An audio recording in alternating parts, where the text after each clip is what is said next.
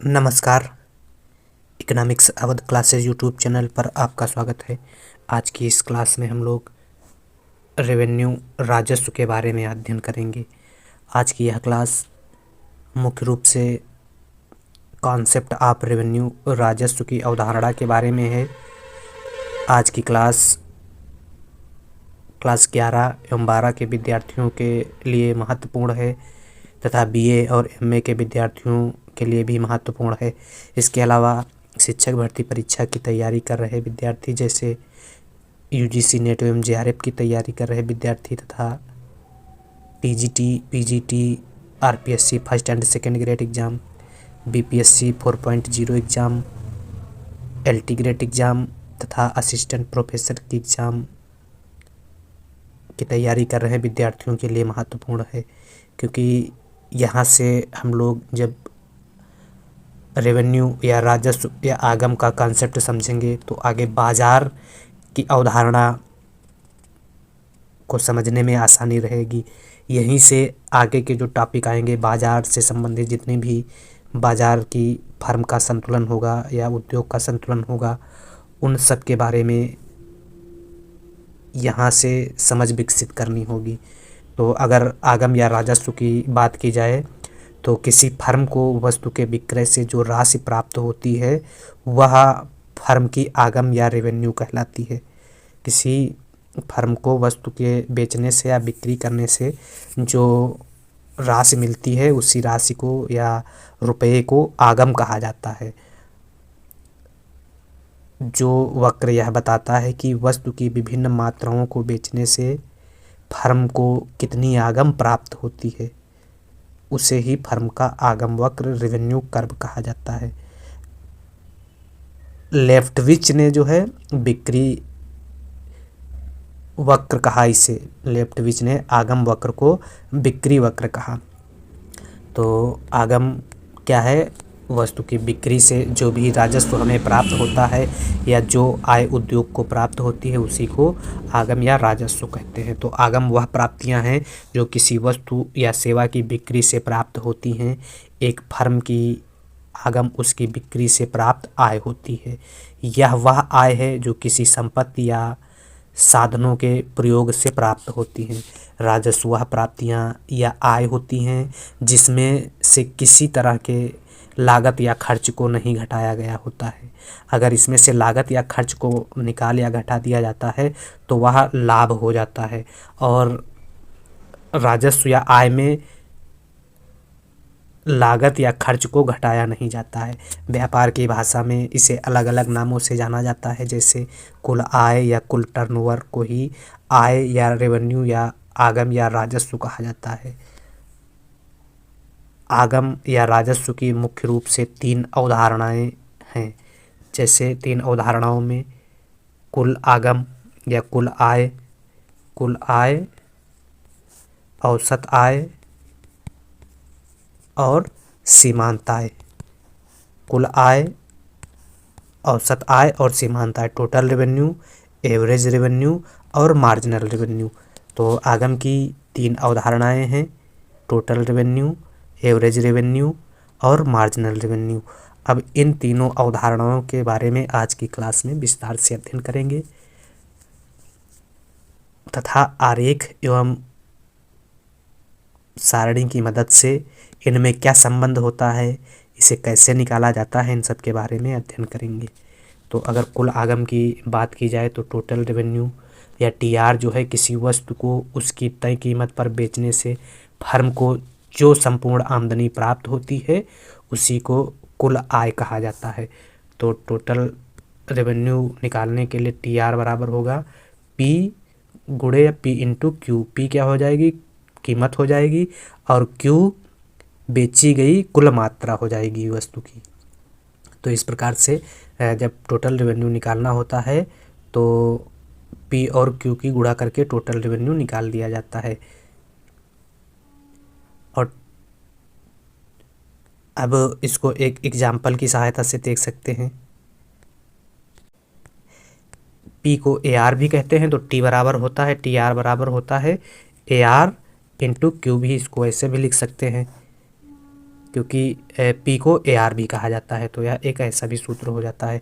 अब इसको एग्जाम्पल से देख सकते हैं। जैसे किसी बिस्किट के पैकेट का मूल्य जो है 20 रुपये है, ऐसे 10 पैकेटें दुकानदार ने बेचा तो उसकी कुल आय कितनी होगी। तो कुल आय निकालने के लिए TR यह सूत्र दिया गया है। TR बराबर हो जाएगा, पी कितना है, प्राइस कितना 10 है और प्राइस 20 है। प्राइस 20 दिया गया है और क्यू कितना दिया गया है, 10 पैकेट दुकानदार बेचता है, तो गुणे 10 हो जाएगा, तो 200 रुपये हो जाएगा। तो 200 रुपया टोटल रेवेन्यू हो जाएगा। तो टोटल रेवेन्यू निकालने के लिए क्या करते हैं, P इंटू क्यू किया जाता है या AR इंटू क्यू किया जाता है। AR को P भी कहा जाता है। तो किसी वस्तु को उसकी तय कीमत पर बेचने से फर्म को जो संपूर्ण आमदनी प्राप्त होती है उसे क्या कहते हैं, कुल आय या कुल आगम कहा जाता है। इसी प्रकार से औसत आगम किसे कहते हैं, AR किसे कहते हैं। तो AR को प्रति इकाई आय कहा जाता है और औसत आगम जो है कुल आय को बेची गई मात्रा से विभाजित करके ज्ञात किया जाता है। तो AR बराबर हो जाएगा TR अपान Q हो जाएगा। AR बराबर TR अपान Q और TR हम लोग पहले जान चुके हैं। तो TR पहले कितना हम लोग निकाले थे, P इंटू क्यू था, अपान Q कर देंगे तो ये Q कट जाएगा, तो AR बराबर P हो जाएगा। इसलिए अभी हम पहले बताए थे कि AR P के बराबर होता है। तो इसको ऐसे भी निकाल सकते हैं कि ध्यान देने वाली बात है कि AR और P जो है बराबर होता है। तो औसत आय AR एवरेज रेवेन्यू निकालने के लिए क्या करते हैं, एवरेज रेवेन्यू बराबर निकालने के लिए TR अपान Q करते हैं, TR अपान Q करते हैं। अब इसको एग्जाम्पल की सहायता से कैसे निकालते हैं, तो यह इसमें दिखाया गया है। औसत आगम हमेशा कीमत के बराबर होती है और कैसे औसत आगम हमेशा कीमत के बराबर होती है, तो अभी बता चुके हैं। तो अब इसको एग्जाम्पल की सहायता से AR को निकालते हैं। 20 इकाई को 10 रुपये प्रति इकाई पर बेचने से कुल आगम जो है TR 200 प्राप्त होता है। तो औसत आगम रुपये में या औसत आगम क्या होगा, तो औसत आगम AR निकालने के लिए हमें क्या करना है, AR बराबर TR दिया गया है 200, TR अपान Q कर देना है। Q कितना है, 20 है, तो TR कितना हो जाएगा, 200 अपान 20 हो जाएगा। तो कितना आ जाएगा, 10 आंसर आ जाएगा। तो AR कितना हो जाएगा, 10 हो जाएगा। तो इस प्रकार से AR की गणना की जा सकती है। इसी प्रकार से सीमांत मार्जिनल आगम, सीमांत आगम या सीमांत आय MR की भी गणना की जा सकती है। MR किसे कहते हैं, इसको जान लेते हैं। MR क्या है, तो सीमांत आगम या सीमांत आय जो है अतिरिक्त बेची गई इकाइयों की औसत आगम होती है। सीमांत आगम जो है अतिरिक्त इकाइयों की बेची गई औसत आगम होती है। तो MR बराबर हो जाएगा डेल्टा TR अपान डेल्टा Q। MR क्या हो जाएगा, डेल्टा TR अपान डेल्टा Q हो जाएगा। इसी प्रकार से MR बराबर होता है, MR बराबर होता है TRN माइनस TRN-1। यह भी MR का सूत्र है। तो इसकी सहायता से भी MR को निकाला जा सकता है और एग्जाम्पल में इसी की सहायता से MR निकाला गया है। 20 इकाइयों से प्राप्त कुल आगम 200 है, जबकि 19वीं इकाई से प्राप्त कुल आगम 190 है। तो सीमांत आगम क्या होगा, तो MR निकालने के लिए क्या करेंगे, बराबर MR बराबर हो जाएगा TRN माइनस TRN-1। TRN कितना है, 200 है, तो 200 माइनस TRN में पिछली इकाई का मूल्य कितना है या पिछली इकाई का टोटल रेवेन्यू कितना है, 190 है, तो घटाने पर कितना आएगा, 10 आंसर आ जाएगा। तो इस प्रकार से TR, AR और MR की गणना की जा सकती है। अब तालिका एवं आरेख से TR, AR और MR की गणना करते हैं, जिसमें कीमत मात्रा की सहायता से हम क्या निकाल सकते हैं, टोटल रेवेन्यू निकाल सकते हैं और टोटल रेवेन्यू की सहायता से हम एवरेज रेवेन्यू निकाल सकते हैं और टोटल रेवेन्यू की सहायता से मार्जिनल रेवेन्यू निकाला जा सकता है। अब इसमें क्या देखते हैं, कुल आगम निकालने के लिए क्या करते हैं, TR बराबर क्या होता है, TR बराबर P इंटू Q होता है, जिसमें P और Q दिया गया है। तो कीमत कितनी है फर्स्ट इकाई में, सेकेंड इकाई, थर्ड, कीमत 9 है, तो मात्रा 0 है, तो TR टोटल रेवेन्यू या आगम 0 हो जाएगा। इसी प्रकार से कीमत 8 है तो मात्रा 1 है, तो यह क्या हो जाएगा, मतलब इसको गुणा करने पर यह TR निकल रहा है। 8 गुणे 1 8 हो जाएगा TR, 7 गुणे 2 14 TR, 6 त्रिक 18, 5 चक्कू 20, 6 4 पंचे 20 और 6 त्रिक 18 और 7 दूनी 14 या TR निकला है। TR कैसे निकाल रहे हैं, ध्यान देने वाली बात है कि TR निकालने के लिए P इंटू Q को गुणा करते हैं आपस में। और TR या तालिका से स्पष्ट है कि TR जो है वह प्रारंभ में बढ़ रहा है, फिर स्थिर हो रहा है, फिर घटने लगता है। TR प्रारंभ में क्या हो रहा है, बढ़ रहा है, फिर यह चौथी और पांचवी इकाई पर स्थिर है और फिर घटने लगता है। अब इसी प्रकार से MR को देखते हैं। औसत आगम AR को देख लेते हैं। तो AR निकालने के लिए क्या करते हैं, AR निकालने के लिए TR अपान Q कर देते हैं। तो TR हमें यहाँ से मिला है, यह TR है और इसके बटे Q कर देते हैं, Q यहाँ से मिलेगा। तो TR 0/0 तो यह 0 हो जाएगा। इसी प्रकार से 8/1 हो जाएगा, 8/1 हो जाएगा तो 8 हो जाएगा। 14/2 हो जाएगा तो 7 हो जाएगा AR। 18/3 हो जाएगा तो AR हो जाएगा 6। 20/4 हो जाएगा तो AR कितना हो जाएगा, 5 हो जाएगा। और 20/5 तो AR 4 हो जाएगा। और 18/6 तो 3 AR हो जाएगा। और यह क्या है, 14/14 Q कितना दिया गया है, 7, तो हो जाएगा AR 2 हो जाएगा। तो यह क्या है, यह AR निकलेगा और AR जो है वह घटता हुआ होता है, AR घट रहा है। ध्यान देने वाली बात है कि AR घट रहा है, किंतु AR जो है वह धनात्मक बना हुआ है, ऋणात्मक नहीं होता, AR घट रहा है। इसी प्रकार से जब MR निकालेंगे तो MR निकालने के लिए क्या करते हैं, MR निकालने के लिए हम MR बराबर TR n minus TR n minus 1 करते हैं। तो इसमें TR कितना है, 0 8 14 18 20 20 18 14 TR हो गया है। तो 8 माइनस 0 करेंगे तो कितना हो जाएगा, 0 माइनस 0 हो जाएगा, 8 हो जाएगा। 8 माइनस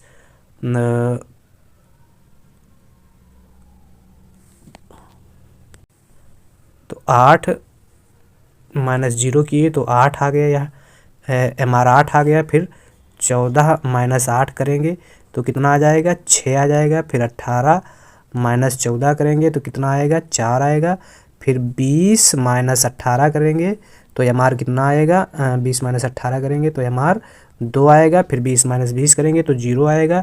फिर 18 माइनस 20 करेंगे तो माइनस 2 आएगा। और फिर 14 माइनस कितना 18 करेंगे तो माइनस 4 आएगा। तो MR के बारे में हम लोग देख रहे हैं कि MR प्रारंभ में बढ़ती है, फिर 0 होती है, फिर क्या होती है, ऋणात्मक हो जाती है। प्रारंभ में क्या होती है, सॉरी बढ़ती नहीं, घटती है लेकिन धनात्मक है, घटती है लेकिन धनात्मक है, फिर 0 हो जाती है, फिर MR ऋणात्मक हो जाती है। TR के बारे में क्या देखे थे, TR जो है बढ़ती है, स्थिर होती है, फिर घटने लगती है। AR के बारे में देखे थे कि AR घटती रहती है और MR जो है धनात्मक, घटती है लेकिन धनात्मक रहती है, फिर 0 हो जाती है और फिर ऋणात्मक हो जाती है। अब इसी आरेख की, इसी सारणी की सहायता से, तालिका की सहायता से हम यह चित्र बना सकते हैं TR, AR और MR का। तो यह चित्र जो है यह हो जाएगा टोटल रेवेन्यू का हो जाएगा आरेख, और यह आरेख जो है मार्जिनल रेवेन्यू का हो जाएगा, और यह आरेख जो है एवरेज रेवेन्यू का हो जाएगा। तो यह 3 आरेख हैं जिसमें क्या है, TR प्रारंभ में यह बढ़ रही है, फिर यहाँ पे जाके सर्वोच्च हो जाती है और स्थिर हो जाती है, और फिर TR घटने लगती है। ठीक, एक तो TR के बारे में यह बात है। AR क्या है, AR जो है हमेशा घट रही है, हमेशा घट रही है, लेकिन यह धनात्मक बनी हुई है। MR के बारे में क्या बताया गया है, MR को ऐसे कह सकते हैं कि MR घट रही है, प्रारंभ में जब घटती है तो घटती दर से घटती है लेकिन धनात्मक बनी हुई है, फिर MR 0 हो जाती है और फिर MR ऋणात्मक हो जाती है। तो यह 3 आरेख जो है टी आर, ए आर और एम आर के बारे में महत्वपूर्ण बातें थी। अब इसमें क्या देखते हैं, ए आर या जो बताए हैं वही इसमें इधर लिखा गया है, जो यहाँ समझाए हैं, जो यह समझाया गया है वही चीज़ यहाँ पे लिखी गई है कि ए आर मात्रा में वृद्धि के साथ नीचे गिरती जाती है। जैसे आरेख बनाए हैं, जैसे आरेख बनाते हैं तो यह क्या है, टी आर है और यह एम आर हो जाएगी और यह ए आर हो जाएगी। तो इसमें क्या लिखा है, ए आर मात्रा में वृद्धि के साथ नीचे गिरती जाती है। तो यह ए आर जो है मात्रा में, या इधर टी आर हो जाएगा, ए आर एम आर हो जाएगा और यह नीचे एक्स अक्ष पर मात्रा हो जाएगी। तो ए आर मात्रा में वृद्धि के साथ नीचे गिरती जाती है, ठीक है। एम आर रेखा भी मात्रा में वृद्धि के साथ नीचे गिर रही है, यह भी नीचे गिर रही है। एम आर रेखा धनात्मक, शून्य एवं ऋणात्मक तीनों हो सकती है। तो यहाँ तक तो यह एम आर रेखा धनात्मक है, फिर जीरो हो जाती है और फिर एक्स अक्ष के नीचे चली जाती है तो धनात्मक हो जाती है। इसके बाद एम आर की तुलना में ए आर की तुलना में एम आर तेजी से नीचे गिर रही है, यह धीरे गिर रही है और एम आर जो है तुलना में तेजी से नीचे गिर रही है, दोगुना गिरावट को बताती है। एम आर जो है दोगुना गिरावट को बताती है, एम आर ए आर की दोगुना तेजी से गिर रही है। अब ए आर एवं एम आर में संबंध की अगर बात की जाए तो संबंध कैसे निकाला जा सकता है, एम आर और टी आर में संबंध, तो इसको भी आरेख की सहायता से निकाल सकते हैं। एम आर और टी आर में संबंध, तो यह टोटल रेवेन्यू हो गया टी आर, और जहाँ पर शीर्ष पर यह है वहीं पर यह एम आर हो गया। तो इसमें अगर संबंध की अगर बात की जाए टी आर और एम आर में, तो यह पहली इकाई अगर बात की जाए तो पहली इकाई पर यह क्या होता है कि टी आर और एम आर, यहीं से मान लेते हैं पहली इकाई है, तो टी आर और एम आर जो है वह बराबर होते हैं। पहली इकाई पर सीमांत आगम और कुल आगम जो है बराबर होते हैं। जब एम आर धनात्मक होती है तब टी आर बढ़ती दर से बढ़ रही है। दूसरा संबंध है, जब एम आर धनात्मक, मार्जिनल रेवेन्यू धनात्मक है तो टोटल रेवेन्यू बढ़ती दर से बढ़ रही है। इसके अलावा जब एम आर जीरो है तो टोटल रेवेन्यू अधिकतम है, शीर्ष पर है। जब एम आर जीरो है तो टोटल रेवेन्यू शीर्ष पर है, अधिकतम है और स्थिर है। यहाँ पर टी आर क्या होगी, स्थिर होगी। जब टी आर अधिकतम होगी तो उसी समय टी आर स्थिर भी होगी और एम आर जीरो होगी। इसके अलावा जब एम आर ऋणात्मक है तो टी आर क्या होती है, घटने लगती है।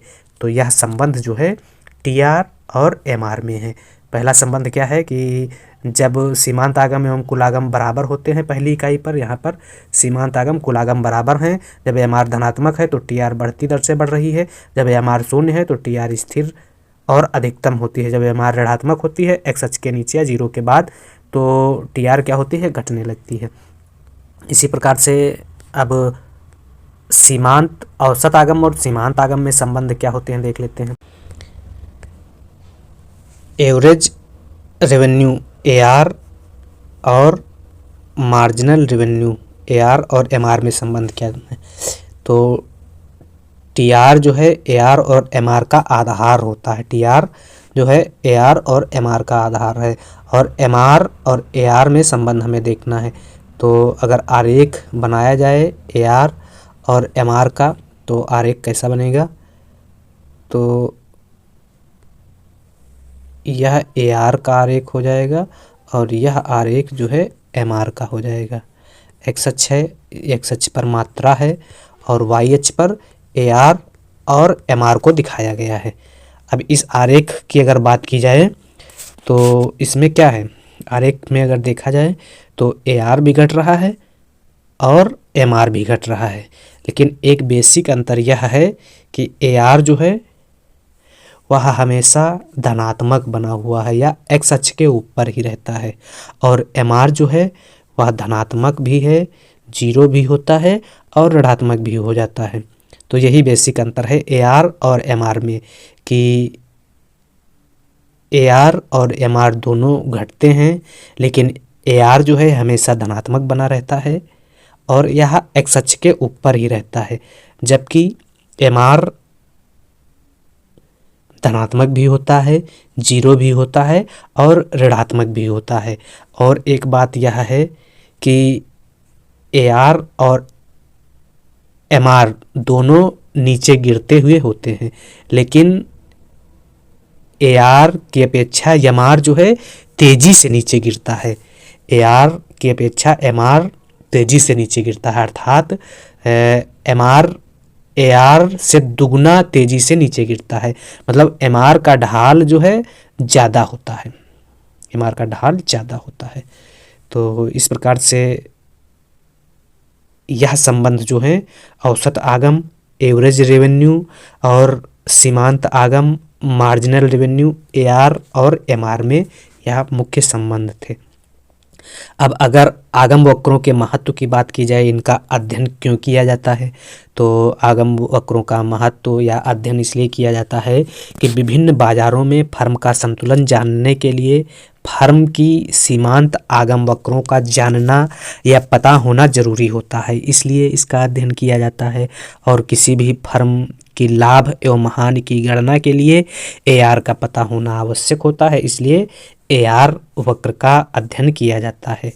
तो आगम वक्रों का अध्ययन किस लिए किया जाता है, इसको भी हम लोगों ने जान लिया। तो आज की इस क्लास में हम लोगों ने कॉन्सेप्ट ऑफ रेवेन्यू में हम लोगों ने क्या क्या अध्ययन किया। कॉन्सेप्ट ऑफ रेवेन्यू में हमने जाना TR क्या है, टोटल रेवेन्यू क्या है, एवरेज रेवेन्यू क्या है, मार्जिनल रेवेन्यू क्या है, इन तीनों के बारे में अध्ययन किया। इसके अलावा आरेख की मदद से हमने TR, AR एवं MR के बारे में जाना। सारणी की मदद से भी हमने TR, AR और MR के बारे में जाना।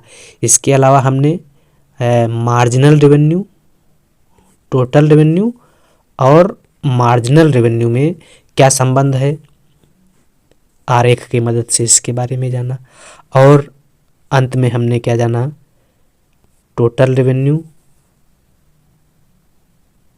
नहीं, एवरेज रेवेन्यू और मार्जिनल रेवेन्यू में क्या संबंध, मतलब औसत आगम और सीमांत आगम में क्या संबंध है, तथा आगम वक्रों के महत्व के बारे में भी जाना।